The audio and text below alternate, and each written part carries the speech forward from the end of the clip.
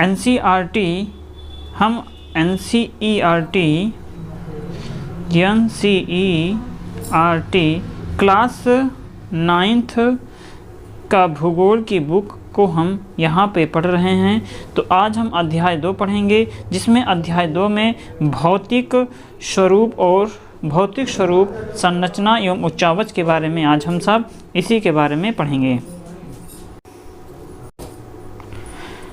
तो आज हम पढ़ेंगे भौतिक स्वरूप संरचना एवं उच्चावच के बारे में आज हम पढ़ेंगे। ये क्लास 9th एनसीईआरटी की बुक है, जिसमें हम भूगोल पढ़ रहे हैं। तो चलिए, इससे पहले हमने अध्याय 1 कंप्लीट कर चुका हूं। अगर आप नहीं देखे हैं तो प्लेलिस्ट में जा कर के अध्याय 1 को देख सकते हैं। वीडियो अच्छा लगे तो लाइक कमेंट शेयर जरूर कीजिए अपने हित में दोस्तों के साथ। चलिए, हमारा देश का आकार विशाल है। हमारे देश का जो आकार है वो बहुत विशाल है, जिसके कारण इसके भौतिक स्वरूप में विविधता पाई जाती है। कहीं ऊंचे ऊंचे विशाल पर्वत हैं तो कहीं दूसरी ओर पठारी भाग एवं दूर दूर तक चौरस दिखाई देने वाला विशाल मैदान फैले हैं। अर्थात यहाँ सभी प्रकार की स्थलाकृतियों का विकास हुआ है। ये सभी स्थलाकृतियाँ सभी जगह एक समान नहीं हैं। विशाल पर्वतीय भाग कहीं बर्फ से ढका है तो कहीं उन पर घने वन उगाए हुए हैं। इसी प्रकार नदियाँ पठारी भाग को काट छाँट करके ऊबड़ खाबड़ बना दिया है। विशाल मैदान के समतल स्वरूप को नदियों की खड़ी कगार ने प्रभावित किया है। हम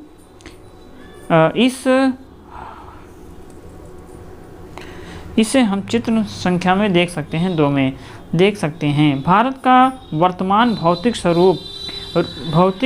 भौतिक रूपरेखा तैयार होने में करोड़ों वर्ष लगे हैं और इसी लंबी अवधि में भूगर्भीय हलचलों के साथ साथ बाह्य शक्तियों जैसे कि अपक्षय, अपरदन और निक्षेपण की भी अहम भूमिका रही है।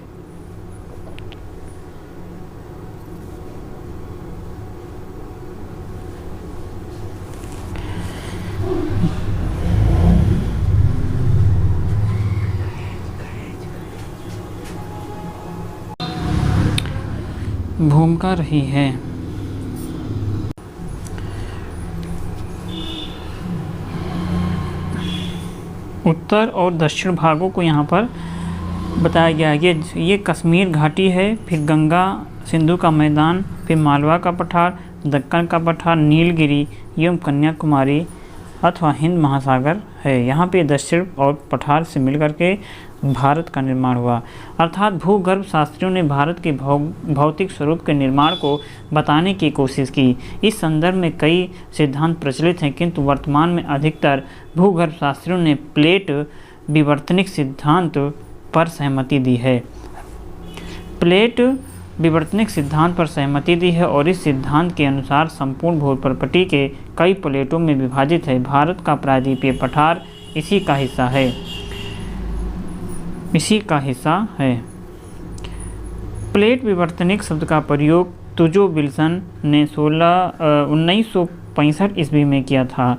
प्लेट विवर्तनिक शब्द का जो प्रयोग है तुजो विल्सन ने 1665 में किया, किंतु इस सिद्धांत को सर्वप्रथम W.J. मॉर्गन ने 1965 ईस्वी में किया गया था। किसके द्वारा? पहले तुजो विल्सन के द्वारा। किंतु इस सिद्धांत को सर्वप्रथम W.J. मॉर्गन ने 1967 में प्रतिपादन किया। इस सिद्धांत के अनुसार पृथ्वी की ऊपरी परपटी 6 बड़ी एवं 9 छोटी छोटी प्लेटों में बनी है और ये प्लेटें हैं, जैसे कि बड़े प्लेट हैं ऑस्ट्रेलियाई अथवा भारतीय भूखंड, फिर है दूसरा अफ्रीकी भूखंड, अमेरिकी भूखंड, यूरेशिया भूखंड, प्रशांत भूखंड और अंटार्कटिका भूखंड। छोटे प्लेट में अरेबियन, फिलीपीन, जुआन दो फोका, कोकोस और नजका, स्कैटिया, कैरिबियन, सोमालिया और बिस्मार्क आते हैं। प्लेट धरातल के वे दृढ़ क्षेत्र जो ठोस भूपटल का निर्माण करते हैं। 2 प्लेटों के बीच विवर्तनिक अथवा प्लेट सीमांत का निर्माण होता है। प्रायद्वीपीय पठार भूप्रपटी के सबसे पुराने भागों में से एक है। मतलब जो प्रायद्वीपीय पठार है, ये भूप्रपटी के सबसे पुराने भागों में से एक है। ये वो खंड है जो पृथ्वी के प्रथम ठोस हुए धरातल का प्रतिपादन करता है। ये भूखंड कभी समुद्र में नहीं डूबा, अर्थात यह भाग भारत का सबसे प्राचीन कठोर एवं भूखंड है। प्लेटों की गति के कारण प्लेटों के अंदर एवं ऊपर शैलों में दबाव एवं तनाव उत्पन्न होता है। इस कारण मोड़ अथवा वलन, भ्रंशीकरण, ज्वालामुखीय क्रियाएं होती हैं। सामान्य तौर पर इन प्लेटों की गतियों को 3 भागों में बांटा गया है। कुछ प्लेटें एक दूसरे के करीब आती हैं और विनाशी प्लेट सीमांत का निर्माण करती हैं। कुछ प्लेट एक दूसरे से दूर जाती हैं, तब निर्माणक प्लेट सीमांत का निर्माण करती हैं। परंतु जब 2 प्लेट एक दूसरे को रगड़ते हुए विपरीत दिशा में जाती हैं तो वो संरक्षी प्लेट सीमांत कहते हैं। जब 2 प्लेट एक दूसरे के करीब आती हैं तब या तो वे टकराकर टूट सकती हैं या एक प्लेट फिसलकर दूसरी प्लेट के नीचे चली जाती हैं। इन प्लेटों में लाखों वर्षों से हो रही गति के कारण महाद्वीपों की स्थिति एवं आकार में परिवर्तन आया। भारत की वर्तमान स्थलाकृति का आधारभूत विकास भी इसी प्रकार की गतियों से हुआ है।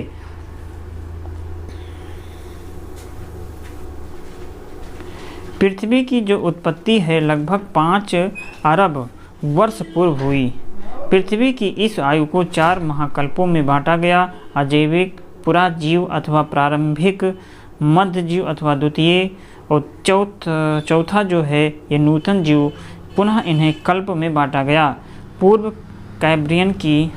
कैम्ब्रियन की सबसे लंबी अवधि रही और यह पृथ्वी की उत्पत्ति से लेकर आज से लगभग 55 करोड़ वर्ष पहले समाप्त हुआ। भारत 20 करोड़ वर्ष पूर्व सुदूर दक्षिण में था, जो गोंडवाना लैंड का भाग था, जो गोंडवाना लैंड का भाग था। इसी गोंडवाना लैंड में भारत, ऑस्ट्रेलिया, अफ्रीका और दक्षिण अमेरिका के क्षेत्र शामिल थे। संवहनीय धाराओं ने भूप्रपटी को अनेक टुकड़ों में विभाजित कर दिया और भारत ऑस्ट्रेलिया भूमि से अलग होकर के अर्थात दक्षिण का पठार उत्तर दिशा की ओर प्रवाह के कारण बना। प्लेटों की गति प्रति वर्ष आर्कटिक कटक के निकट 2.5 सेंटीमीटर और प्रशांत महासागर में 5 से 18 सेंटीमीटर है। दक्षिण का पठार उत्तर दिशा की ओर प्रवाह के कारण अपने से अधिक बड़े प्लेट यूरेशियन प्लेट से टकराया। इस प्रकार लगभग 7 करोड़ वर्ष पूर्व ओलिगोसीन कल्प में इन टकराव से दोनों प्लेटों के बीच स्थित टेथिस भू संतति के औषधि चट्टानों में वलन पैदा हुआ और पश्चिमी एशिया के पर्वतीय श्रृंखला का विकास हुआ, जिनके निर्माण का कार्य आज भी जारी है। पूर्व में भूमंडल पर केवल एक ही भूखंड था जिसे पेंजिया कहा जाता था। इसके उत्तरी भाग को अंगारा लैंड और दक्षिणी भाग को गोंडवाना लैंड कहा जाता था और इसके मध्य में टेथिस सागर था। प्रायद्वीपीय पठार गोंडवाना लैंड का अंश है और वास्तव में यही भाग भारत की आधार भूमि है। यही भाग जो है भारत की आधार भूमि है। पूर्व में भूमंडल पर केवल एक ही भूखंड था जिसे पेंजिया कहा जाता था और इसके उत्तरी भाग को अंगारा लैंड और दक्षिणी भाग को गोंडवाना लैंड कहा जाता था और इसके मध्य में टेथिस सागर था। प्रायद्वीपीय पठार गोंडवाना लैंड का अंश है और वास्तव में यही भाग भारत का आधार भूमि है। हिमालय के ऊपर उठने तथा उसके दक्षिण में टेथिस के शेष भाग के नीचे मुड़ने तथा उनमें अवसादों के निक्षेप के कारण एक बहुत बड़ी द्रोणी का निर्माण हुआ और इसके बाद उत्तरी पर्वतों एवं दक्षिण के पठारों से बहने वाली नदियों के अवसादों के द्रोणी में निक्षेप होने से एक बड़े समतल भूभाग का विकास हुआ, जो भारत का विशाल मैदान कहलाता है। अब यहाँ पे देख सकते हैं कि यहाँ पे तिब्बत का पठार और हिमालय का पठार है। यहाँ पे ये टेथिस सागर है और ये बेसिन द्रोणी है और ये भू अवनीति है, अर्थात जब ये आपस में ऐसे टकराएं तो यहाँ पे टकराने के बाद में है ना, जब ये आपस में ये पर्वत है और ये है पृथ्वी पर्वत, ये टकराएगा तो इसका कुछ भाग ऐसे ऊपर दिखाई दे रहा है कि कुछ उठा हुआ भाग ऐसे उठ गया, यही हिमालय पर्वत है। अर्थात जब कोई जैसे कि कोई पर्वतें जब गुण टकराती हैं तो इसका कुछ भाग नीचे गया और कुछ भाग खिसक के क्या होता है, जैसे कि ये है तो इसका कुछ भाग तो ऐसे चला गया, लेकिन इसका जो है ऐसे जाके ऊपर उठ जाता है। जब जो उठ जाता है वही भाग हिमालय कहलाया। उठे हुआ भाग क्या है, हिमालय है। सागरों से टकराती लहरों और पठार से निकलने वाली नदियों के अवसादी निक्षेप से समुद्र तटीय मैदान का विकास हुआ।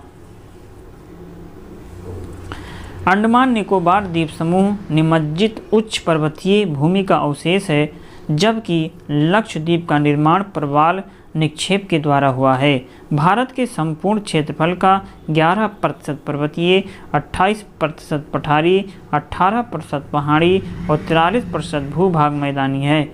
पहाड़ी एवं पठारी भाग की औसत ऊंचाई 300 से लेकर 900 मीटर के बीच है। इसके विपरीत मैदान एवं तटीय क्षेत्र में औसत ऊंचाई 160 मीटर से भी कम पाई जाती है। उत्तर के पर्वतीय भाग की औसत ऊंचाई 1200 मीटर 6000 मीटर तक है और इसे भूभाग में कुछ शिखर ऐसे हैं जिसकी ऊंचाई 8000 मीटर से भी अधिक है और इसमें अधिकतर चोटियां वर्ष भर बर्फ से ढकी रहती हैं। यह दबाव के कारण परिवलन एवं क्षेप भ्रंश मिलते हैं।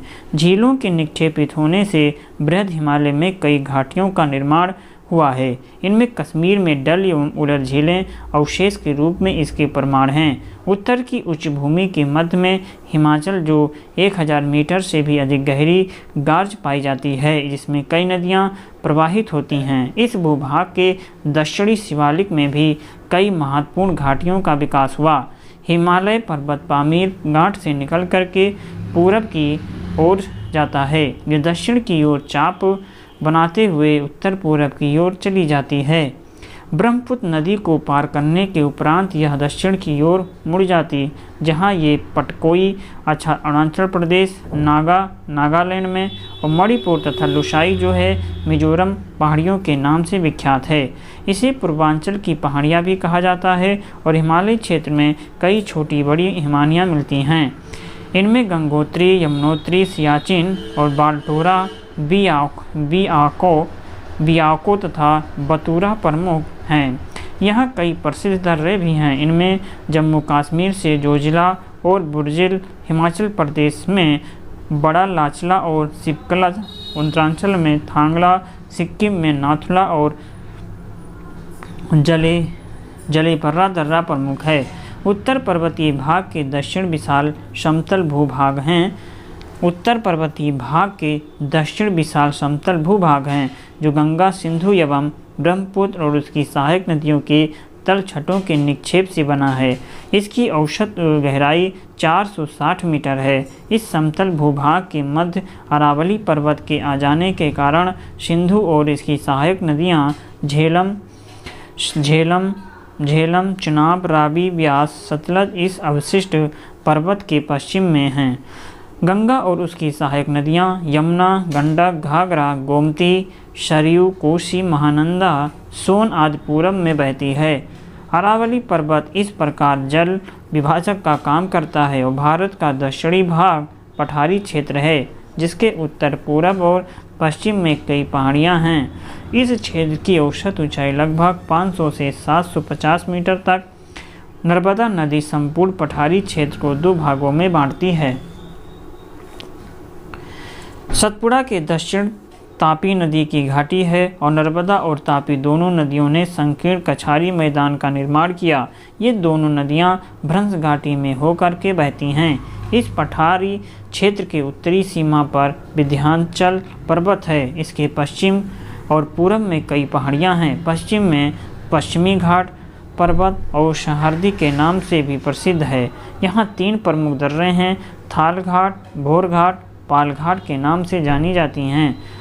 पूरब में पूर्वी घाट की पहाड़ियाँ अत्यधिक कटी छटी हैं। यहाँ की पहाड़ियों को काटकर महानदी, गोदावरी, कृष्णा, कावेरी नदियाँ बहती हैं और उपजाऊ मैदान का निर्माण करती। पूर्वी घाट की प्रमुख नदियों में उड़ीसा का महेंद्रगिरी, आंध्र प्रदेश का आंध्र प्रदेश का नलामलई,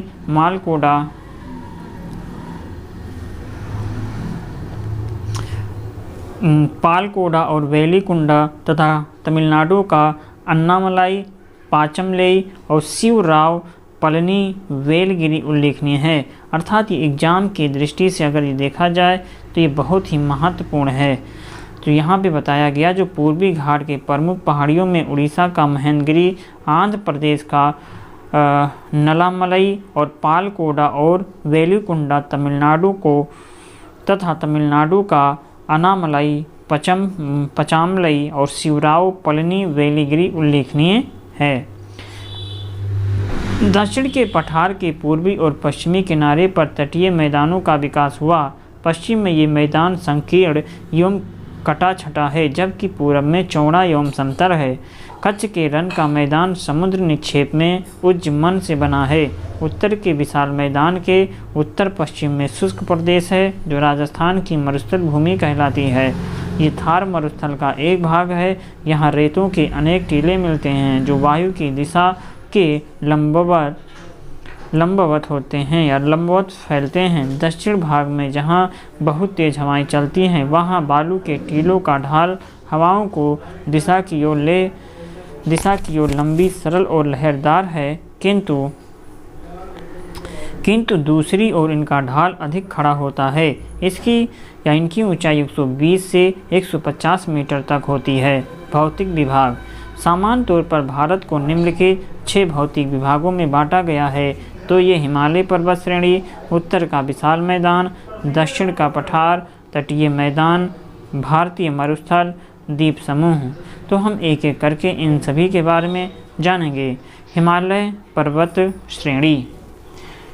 हिमालय पर्वत श्रेणी के विषय में आइए हम यहाँ पर जानते हैं। भारत की उत्तरी सीमा पर फैला हिमालय पर्वत श्रेणी भूगर्भीय रूप से नवीन एवं बनावट की दृष्टिकोण से वलित मोड़दार पर्वत श्रृंखला है।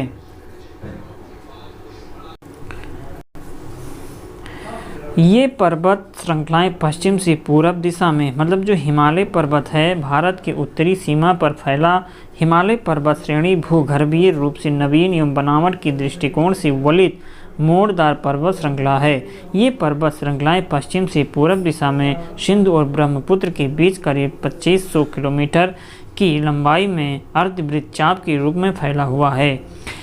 इसका क्षेत्रफल लगभग 5 लाख वर्ग किलोमीटर है। ये विश्व की सबसे ऊंची पर्वत श्रेणी है। इसकी चौड़ाई कश्मीर में 500 किलोमीटर एवं अरुणाचल प्रदेश में मात्र 160 किलोमीटर है। पश्चिम भाग की अपेक्षा पूर्वी भाग की ऊंचाई में अधिक विविधता पाई जाती है और इसकी 3 समानांतर श्रृंखलाएं हैं। सबसे उत्तरी भाग में स्थित श्रृंखला को महान या आंतरिक हिमालय या हिमाद्री कहते हैं। सबसे उत्तरी भाग में स्थित श्रृंखला क्या कहलाती है? ये महान या आंतरिक हिमालय या हिमाद्री कहलाती है। ये सबसे अधिक सतत श्रृंखला है। इसकी औसत ऊंचाई 6100 मीटर। इस श्रृंखला की विशेषता यह है कि इसमें सर्वाधिक ऊंचाई शिखर तथा हिमालय के सभी प्रमुख शिखर हैं। माउंट एवरेस्ट जो है ये नेपाल में है, जिसकी ऊंचाई 8848 मीटर है। केटू माउंट या गार्डविन आइलैंड ये भारत में 8611 मीटर। कंचनजंगा भारत में 8598 मीटर। मकालू नेपाल में 8481 मीटर है। वही धवलागिरी नेपाल में 8172 मीटर। नंगा पर्वत भारत में 8124 मीटर। अन्नपूर्णा भारत में 7817 मीटर। कॉमेट भारत में 7756 मीटर। नामचा बरुआ भारत में 7756 मीटर और गुरुला मधाता जो है नेपाल में है 7728 मीटर है। आप इसका स्क्रीनशॉट भी ले सकते हैं, जो कि एग्ज़ाम की दृष्टि से बहुत है इम्पॉर्टेंट है। एग्ज़ाम में पूछा जाता है कि भारत का दूसरा सबसे ऊंची पर्वत श्रृंखलाएं कौन सी है या पर्वत कौन सी ऐसे है भारत की ऊंची चोटी। तो अगर भारत की दूसरी सबसे ऊंची चोटी की बात किया जाएगा तो कंचनजंगा होगी।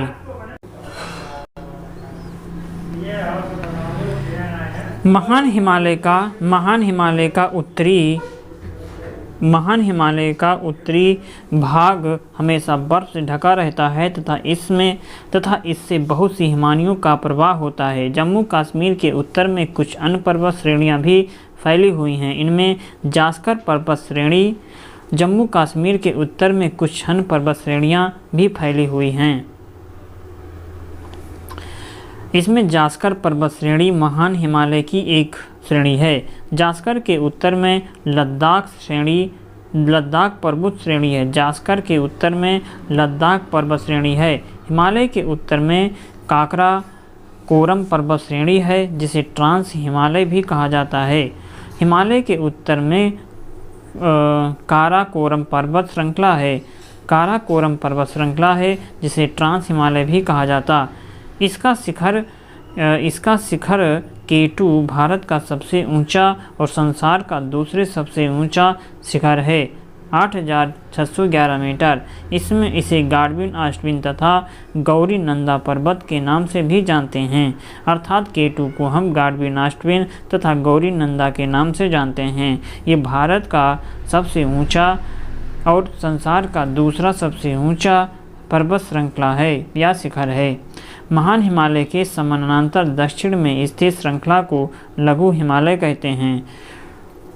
लघु हिमालय अथवा मध्य हिमालय। महान हिमालय के समानांतर दक्षिण में स्थित श्रृंखला को लघु हिमालय अथवा मध्य हिमालय कहते हैं।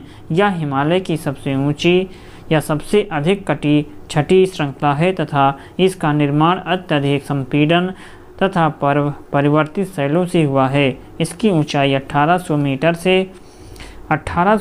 से 4500 मीटर के बीच है। औसत चौड़ाई 50 किलोमीटर है। यहाँ की कुछ चोटियाँ 5000 मीटर से भी अधिक ऊंची हैं। यहाँ नदियाँ 1000 मीटर तक गहरे गार्ज से होकर के बहती हैं। शीत ऋतु में इस क्षेत्र में 3 से 4 महीने बर्फ गिरती है, जबकि ग्रीष्म ऋतु में यहाँ मौसम शीतल और स्वास्थ्यवर्धक होता है। कश्मीर और पीर पंजाल श्रेणी इसी भाग में स्थित हैं। यहाँ के पर्यटन स्थलों में कश्मीर की घाटी, शिमला, मसूरी, नैनीताल, दार्जिलिंग आदि है।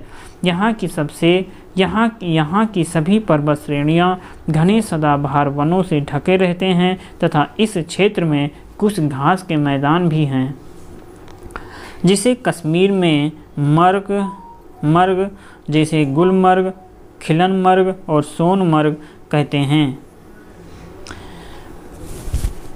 यहाँ की सभी पर्वत श्रेणियाँ घने सदाबहार वनों से ढकी रहती हैं, इसीलिए इस क्षेत्र के कुछ घास के मैदानों को हम मर्ग के नाम से जानते हैं, जैसे कि गुलमर्ग, खिलनमर्ग, सोनमर्ग इस कहते हैं। पंजाब जो है पंज प्लब आब या फारसी शब्द है और पंज का अर्थ होता है 5 और आब का अर्थ होता है पानी, अर्थात 5 पानी वाला क्षेत्र पंजाब कहलाता है। हम मानचित्र में देख सकते हैं कि यह हिमालय है और शिवालिक श्रेणियाँ दिखाई दे रहा है। ये हिमालय पर्वत, आप इनका विस्तार को देख सकते हैं। कुनलुन श्रेणी, पानीर ग्रंथि और हिंदकुश पर्वत यहीं पर दिखाया गया है। हिमालय के सबसे दक्षिणी श्रृंखला को बाहरी हिमालय, उप हिमालय अथवा शिवालिक हिमालय कहा जाता है। ये हिमालय की सबसे निचली श्रृंखला है और ये पश्चिम में पोतवार के पठार क्षेत्र से प्रारंभ होकर पूरब की ओर तीस्ता नदी तक फैला है। इसकी औसतन ऊंचाई 900 से 1500 मीटर के मध्य 1200 किलोमीटर है। चौड़ाई 10 से 15 किलोमीटर। ये हिमालय का सबसे नवीन पर्वतीय भाग है। इसमें कुछ विस्तृत घाटियाँ भी हैं जिन्हें दून या द्वार कहते हैं, जैसे देहरादून, कोटली दून, पाटली दून, बुटवाल, कांगड़ा घाटी, अलीपुर द्वार इत्यादि के नाम से भी जानते हैं।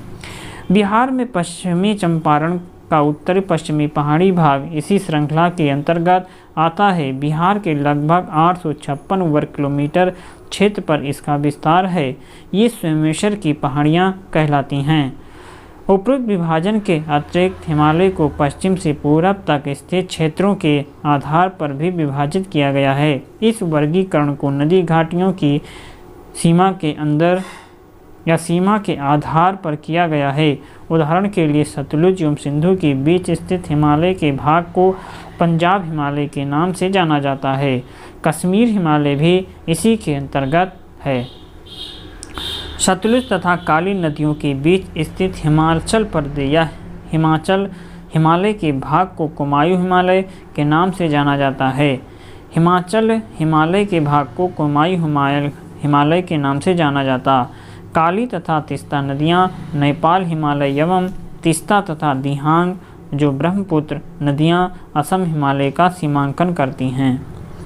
हिमालय का पश्चिम से पूरब की ओर वर्गीकरण पंजाब हिमालय अथवा कश्मीर हिमालय, सिंधु एवं सतलुज नदी के बीच हिमाचल अथवा कुमायूं हिमालय, सतलुज एवं काली नदी के बीच, और नेपाल हिमालय काली एवं तीस्ता नदी के बीच। वही असम हिमालय जो है तीस्ता एवं दिहांग को ब्रह्मपुत्र नदी के नाम से भी जानते हैं। तो जो असम हिमालय है ये तीस्ता एवं दिहांग नदी के बीच है।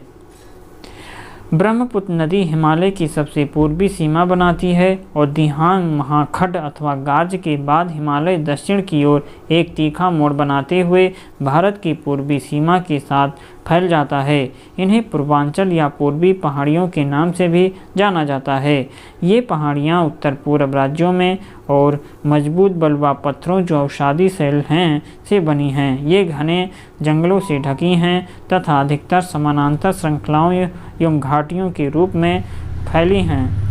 पूर्वांचल में पटकोई, नागा, लुसाई, मणिपुर पहाड़ियाँ शामिल हैं।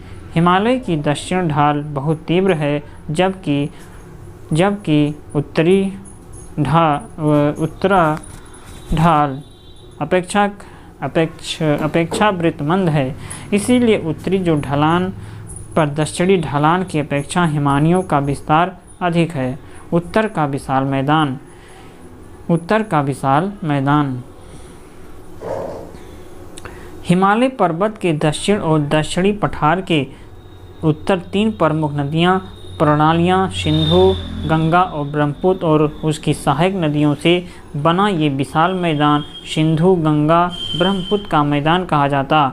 ये मैदान जलोढ़ मिट्टी से बना है। ये भारत की ही नहीं बल्कि विश्व का सबसे अधिक उपजाऊ और घनी जनसंख्या वाला मैदान है।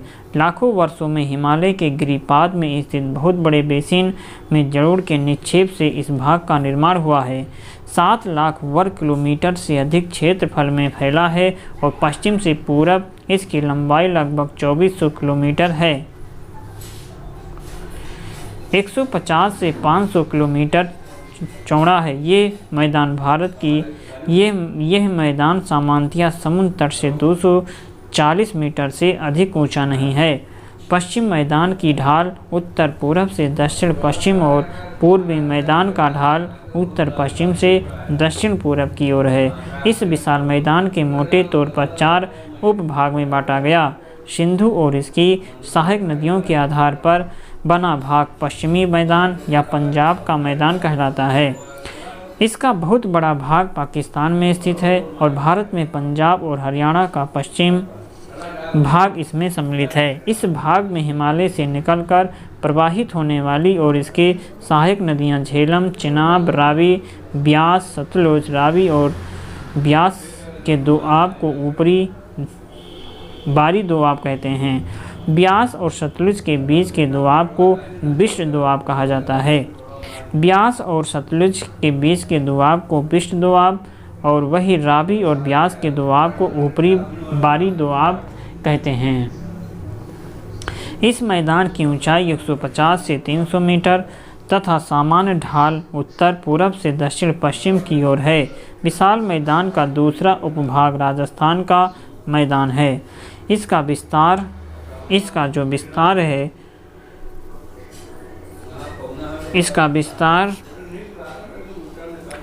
पश्चिम में है, अरावली पर्वत के पश्चिम में है। ये मुख्यतः अर्ध शुष्क और शुष्क प्रदेश हैं। बलुका स्तूप यहाँ की प्रमुख स्थलकृतियाँ हैं। पूर्वी भाग में यहाँ कई पहाड़ियाँ हैं जिन्हें टोर कहते हैं। लूनी इस प्रदेश की प्रमुख नदी है जो वर्षा के दिनों में कच्छ के रन तक जाती है। इस प्रदेश में सांवर, डेगना, दिदवाना, कुचापन जैसे प्रसिद्ध खारे पानी की झील पाए जाते हैं। यमुना नदी से लेकर के पूरब में बांग्लादेश की पश्चिमी सीमा तक फैले मैदान को मध्यवर्तीय मैदान या गंगा का मैदान कहते हैं। यह विशाल मैदान का तीसरा उपभाग है। ये घग्गर से तीस्ता नदी तक लगभग 1400 किलोमीटर लंबा है। इस मैदान की ढाल सामान्यतः उत्तर पश्चिम से दक्षिण पूरब की ओर है। इसका विस्तार उत्तर भारत के राज्यों तथा उत्तर प्रदेश, बिहार, झारखंड के कुछ भाग, पश्चिमी बंगाल में फैला है। इस विस्तृत मैदान को 3 उपभागों में बांटा गया। ऊपरी गंगा का मैदान, इसके अंतर्गत दिल्ली से लगभग इलाहाबाद तक का क्षेत्र है। मध्यवर्ती गंगा का मैदान इलाहाबाद से फरक्का तक आता है और निचली गंगा का जो मैदान है, इसके अंतर्गत गंगा का डेल्टा प्रदेश आता है जो पश्चिमी बंगाल राज्य में फैला हुआ है। उत्तरी पश्चिमी भाग की शिवालिक पहाड़ियाँ, दक्षिण में छिटपुट पहाड़ियों को छोड़कर बिहार राज्य का अधिकतर भाग गंगा और सहायक नदियों के द्वारा लाई गई जलोढ़ से बना है। यहाँ गंगा का मैदान 2 भागों में बटा है। यह उत्तरी भाग का मैदान तथा दक्षिणी गंगा का मैदान। उत्तरी गंगा के मैदान की प्रमुख नदियाँ गंडक, बूढ़ी गंडक, बागमती, कमला, कोशी और महानंदा आता है। कोशी को बिहार का शोक भी कहा जाता है। यहाँ की नदियों में प्रतिवर्ष बाढ़ आते हैं, जिसके कारण यहाँ छाड़न झील, दलदल, चौर भूमि का विस्तार होता रहता है। दक्षिणी गंगा के मैदान की प्रमुख नदियाँ सोन नदी, पुनपुन, फाल्गु और चानन हैं। ये नदियाँ ग्रीष्मकाल में सूख जाती हैं और यह जल की पतली धारा के रूप में प्रवाहित होती हैं। निम्न क्षेत्र को यहाँ जल्ला टाल कहा जाता है, जो नई जलोढ़ मिट्टी का क्षेत्र है। ब्रह्मपुत्र का मैदान या पूर्वी मैदान असम राज्य में सदियों के रूप में सदिया के उत्तर पूर्व से होकर के धुबरी स्थान तक लगभग 650 किलोमीटर लंबा है। इस मैदान के पश्चिमी भाग को छोड़कर के सभी और ऊंचे पहाड़ी भाग हैं। इस भाग का ढाल क्रमशः उत्तर पूर्व से दक्षिण पूर्व की ओर होती जा रही हैं। ब्रह्मपुत्र नदी इस मैदान के मध्य से गुजरती है और इस नदी के बीच स्थित मोजली द्वीप विश्व का सबसे बड़ा नदी द्वीप है। भौतिक आकृतियों की भिन्नता के आधार पर विशाल मैदान को 4 भागों में बांटा गया। नदियों के द्वारा पर्वत से नीचे उतरते समय शिवालिक ढाल पर 8 से 6 किलोमीटर के चौड़ी पट्टी में छोटे बड़े पत्थरों के टुकड़े काफ़ी मोटाई में जमा कर दिए गए हैं। इसी निक्षेप को भाबर कहा जाता है। भाबर प्रदेश में छोटी छोटी नदियाँ लुप्त होती जाती हैं, किंतु जब इसे पट्टी के दक्षिण में नदियाँ या सरताएँ पुनः प्रकट होती हैं और नम एवं दलदली क्षेत्र का निर्माण करती हैं, ये तराई कहलाता है। यहाँ पर ऊंची घास और घने जंगल फैले हुए हैं जो वन्य प्राणियों से भरा होता है। गंगा के मैदान में जहाँ नदियों के द्वारा पुरानी मिट्टी के ऊंचे मैदान बनाए गए हैं, वहाँ नदियों के बाढ़ का जल नहीं पहुँच पाता। उसे हम बांगर कहते हैं। इस क्षेत्र की मृदा में चूनेदार निक्षेप पाए जाते हैं। इन्हें कछारी भाग जो निचले मैदान हैं और जहां बाढ़ का जल प्रतिवर्ष पहुंचकर नई मिट्टी की परत जमा कर देता है, वो खादर कहलाता है। इनका प्रत्येक वर्ष पुनर्नवीकरण होता है, इसीलिए ये उपजाऊ होते हैं और गहन कृषि के लिए आदर्श माना जाता है। दक्षिण का पठार प्रायद्वीपीय पठार आकृति की दृष्टि से त्रिभुजाकार है। प्राचीन गोंडवाना भूमि का अंश है। ये उत्तर की ओर चौड़ा और दक्षिण में संकीर्ण है। इसकी औसत ऊंचाई 600 से 900 मीटर है। इसके उत्तर में अरावली, विंध्याचल, सतपुड़ा की पहाड़ियाँ हैं। पश्चिम में पश्चिमी घाट पर्वत और पूर्वी में पूर्वी घाट की पहाड़ियाँ हैं। इसी पठारी भाग में अनेक चौड़ी घाटियों एवं गुंबदादार पहाड़ियाँ हैं। इसी पठारी भाग के 2 मुख्य उपभाग हैं, मध्य उच्च भूमि और दक्कन का पठार।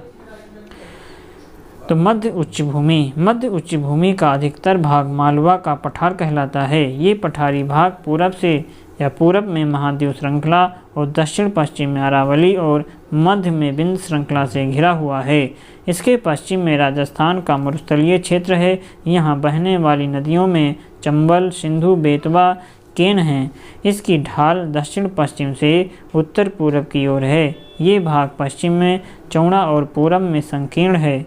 इसके पूर्वी विस्तार को स्थानीय रूप से बुंदेलखंड, बघेलखंड के नाम से जाना जाता है।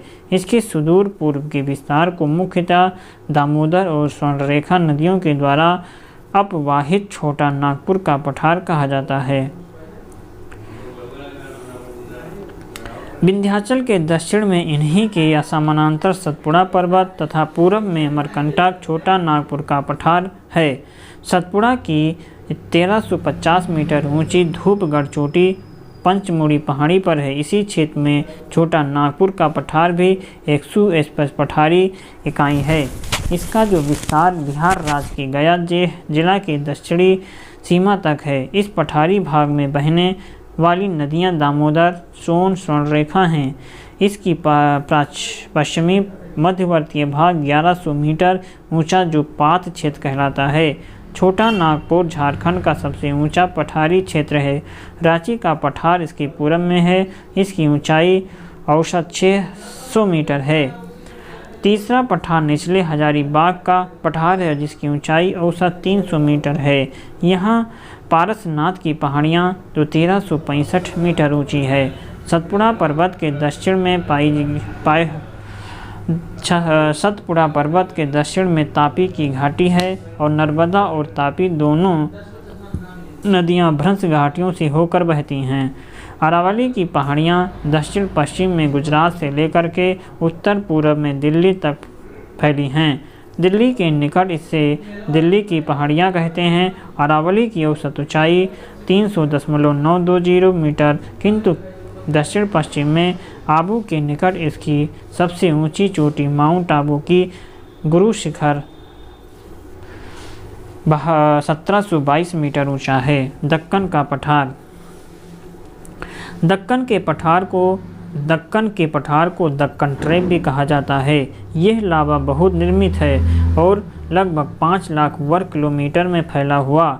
इसके अंतर्गत मध्य प्रदेश, महाराष्ट्र के अधिकांश भाग हैं। पश्चिम आंध्र प्रदेश, कर्नाटक और तमिलनाडु राज्य के अधिकतर भाग आते हैं। यहाँ लावा की अधिकतम अनुमति गहराई 2134 मीटर तक है, किंतु पूरब और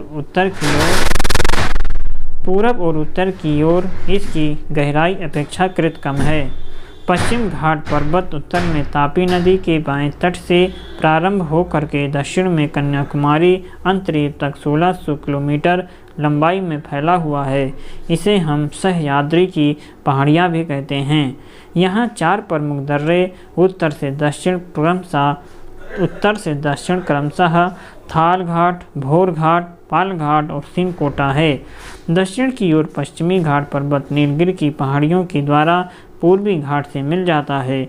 यहाँ की सबसे ऊंची चोटी दोदा बेटा जो 2670 मीटर ऊंची है, लेकिन दक्षिण भारत की सर्वोच्च शिखर अनामलाई की पहाड़ियाँ पर स्थित है। अनामलाई की पहाड़ियाँ पर स्थित है और पूर्वी समुद्री तटीय मैदान के समानांतर महानदी की घाटी से दक्षिण में नीलगिरी तक दक्षिण पूर्वी दिशा में 1800 किलोमीटर की लंबाई में पूर्वी घाट पर्वत फैले हैं। यह पश्चिमी घाट से बिल्कुल भिन्न है। यह अधिक छटा है तथा पहाड़ियों के रूप में है। उड़ीसा में महेंद्रगिरी, आंध्र प्रदेश और नलामलाई, पालकोड़ा, तमिलनाडु में अनामलाई और पचामलाई, शिवराय, पलनी, वेलीगिरी पूर्वी घाट की प्रमुख पहाड़ियाँ हैं। ये पहाड़ियाँ महानदी गोदावरी, कृष्णा, कावेरी नदियों के द्वारा पृथक हैं। ये नदियाँ उपजाऊ मैदान तथा डेल्टा का निर्माण करती हैं। तटीय मैदान। दक्षिण के पठार के दोनों किनारों पर तटीय मैदान का विस्तार है। इस मैदान का निर्माण समुद्री क्रियाओं के द्वारा या नदियों के द्वारा बहा करके लाई गई मिट्टी के द्वारा हुआ है। इस मैदान के 2 बड़े भाग हैं। ये पश्चिमी तटीय मैदान और पूर्वी तटीय मैदान।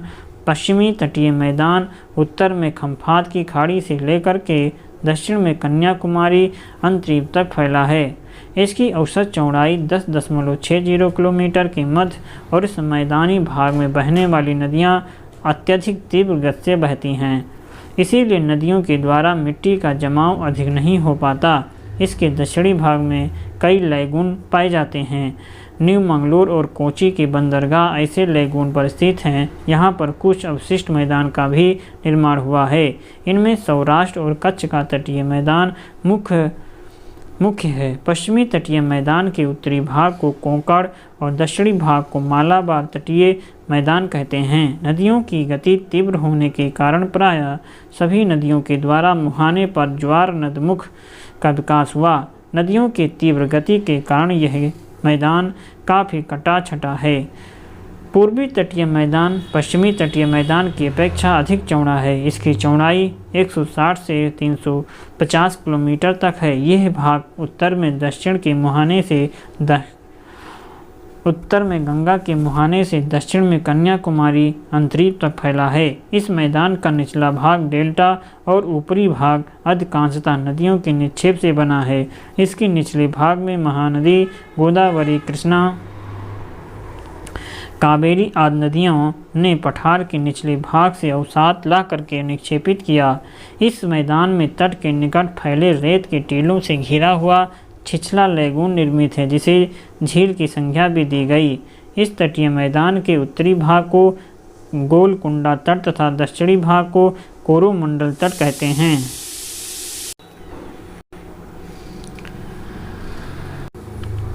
भारतीय मरुस्थल राजस्थान के पश्चिम में